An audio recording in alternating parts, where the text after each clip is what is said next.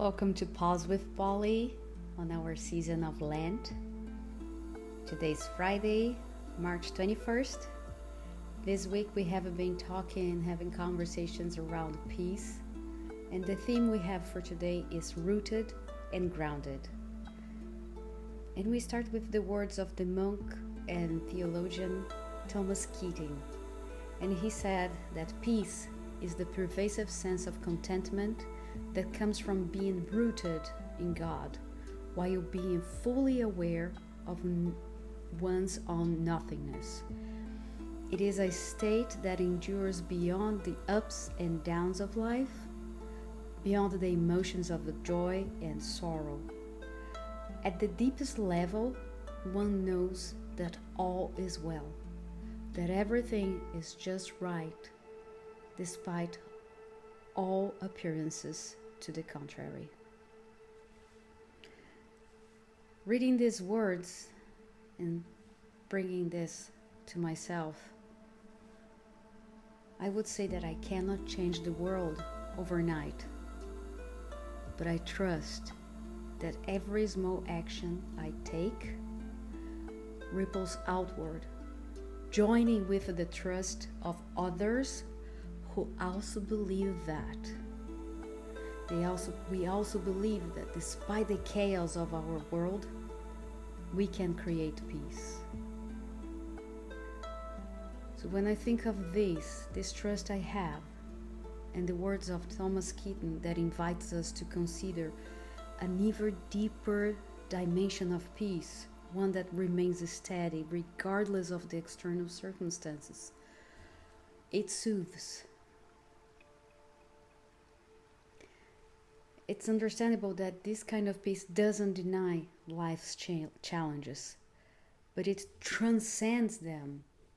It's the peace that allows a nurse to remain present in the face of suffering, present and compassionate. It's the calm that enables a mediator to hold space for different points of views. It's the steadiness that helps a parent stay grounded while supporting a kid that is struggling or going through a tantrum.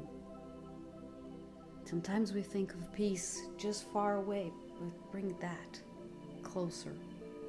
And yes, we all face challenges, and when we think of peace in the global, every time we tune into the news, it feels overwhelming. It does. It feels like drowning, and it feels like the hope is just slipping away. It might seem utopian to believe in peace with all this craziness. But actually, we must anchor ourselves in the small, meaningful moments of goodness that are happening around us. Feel that in our heart. There are little good things happening. We can anchor in the news of children at school who are standing up for janitors, or for a specific janitor who didn't have a way to come to work because his car was broken, and that community got together to help this janitor. We can think of communities that are gathering to help one specific autistic kid celebrate his unique expressions because he wanted to wear rainbow glasses, and nowadays rainbow glasses are too colorful for a kid. There are people who are stepping forward.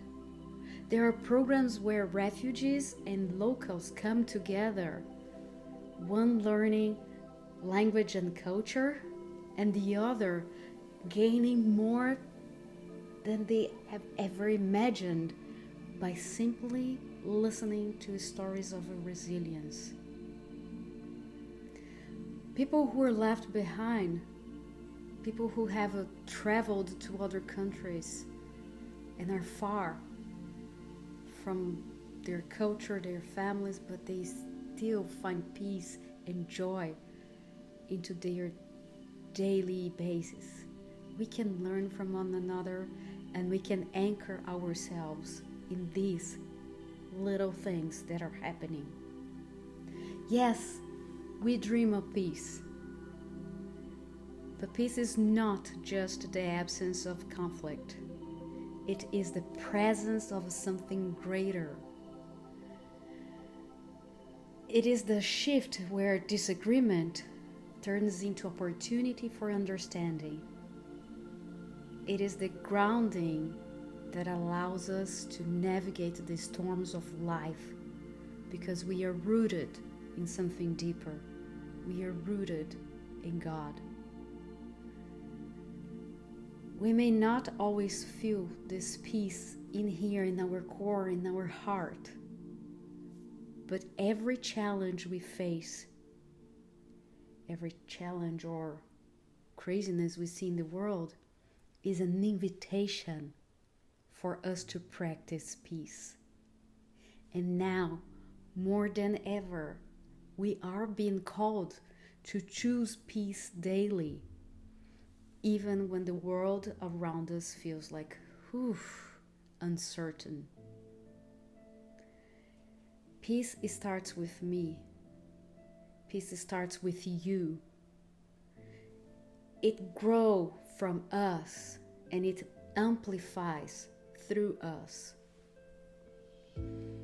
Being rooted and grounded means cultivating practices not just when we need them, but long before them. So they are there at the time we need them, at the time life tests us. It's choosing openness, curiosity, listening, not to respond, but to understand. This is not just an ideal. It is something we create.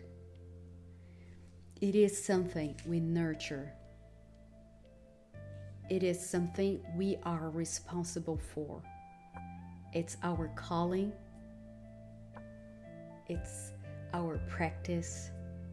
It's our evolution.